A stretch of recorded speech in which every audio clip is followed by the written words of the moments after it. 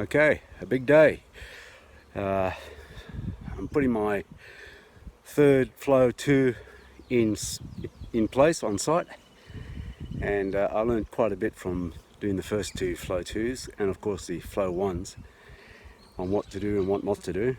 So for what they're worth, just a couple of things that I would suggest is have your site ready, of course, as level as possible, but do the leveling of the stand in your workshop or garage on a very level surface before you bring it down.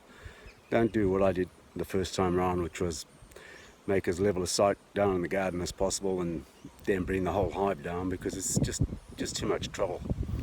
You're far better off, and it's just logical, so I'm probably saying unnecessary, but enthusiasm and common sense really got to me. I was very enthusiastic of getting my first flow 2s in place and just went for it.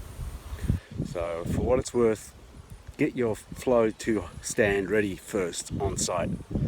And if you don't order a flow 2 stand with your flow 2, I think you're missing out on one of the best parts of the evolution of the flow 2, because it just makes your life so much easier on site. You know, very seldom do you get a level site to work with. So I'm going to turn the camera around so you can see what I've done. If I can work out this thing, I'm a bit iPhone stupid. Just hold on here. Okay, there it is.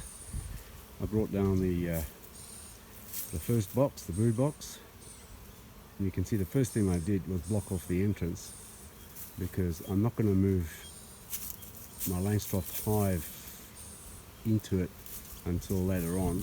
I just want to get the hive in place first, and I don't want any of the bees from next door moving their furniture in before I decide that they can move this furniture in.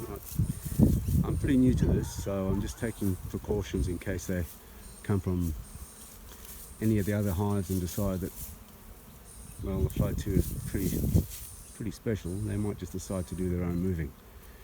So I've blocked off the entrance, got everything level, and put the bottom board on, checked my flow hives 3-4 times just to get them in place, because there was another thing that I forgot to do really thoroughly with my flow 1s, and that was get those flow frames really tightly in and all backed up and to the front and back in a square position, so they're flat as you touch them with your bare hand, just so that you're making it easier for the bees to not have to seal off too much. This flow 1 over here has just taken off. It's amazing. Here I've got these other flows further there. They're the first 2 flow 1s I got, and I put those brood boxes in from Nukes, requeened them with some queens from Graham Beach, Carnioleans, and as I did with this one, and yet the establishment of this hive here in comparison to those over there is chalk and cheese. That's how much difference there is in just a few meters. Why? I'll let the experts give their opinions. I am far from one of those. Anyway, I'll move on and get the roof on. Anyone who wants to know what I've done here in the way of coating, I've used 100% tung oil. Now here's a heads up as well. Don't use the tung oil from Bunnings. As much as I love Bunnings and the normal hardware stores, don't go and get that tung oil, because it is not comparable to 100% tung oil. It's like comparing honey with coloured water. The 100% tung oil is syrupy. It is a true oil. It's very easy to work with, to the extent where a guy like me, who's very bad at painting, is given a bit of license to make some pretty bad mistakes in your painting, but all you have to do is just give it a good polish off. The drawbacks of the tung oil is that it is an oil and it gets everywhere, and you need to really do it in advance, give your hives plenty of time to dry off, and then I went over them at least 3 times with a rag, polished them off.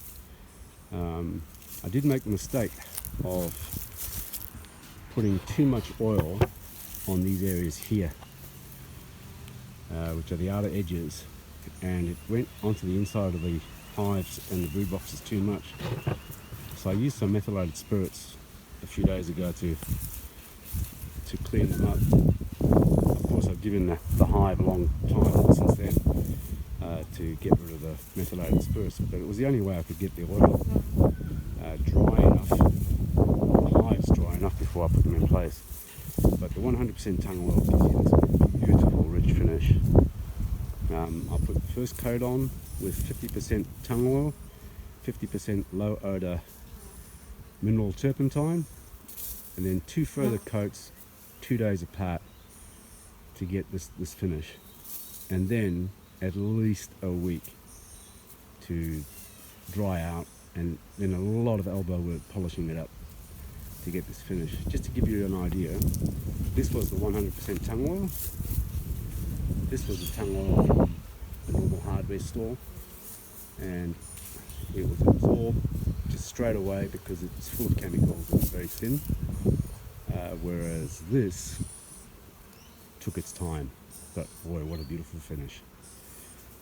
These two were done with 100% tung oil. Not a cheap product. Cost me over $200 for a 5-litre bottle, jug, but couldn't be happier. And again, I've got a lot of cleaning up to do of my workshop because there is oil everywhere. Moving on, I'll get that lid on. I'll get the roof on. Talking about the roof, I've done that in outdoor paint. Again, I used quite a few coats. Very bad at painting I am. Just too impatient, too clumsy.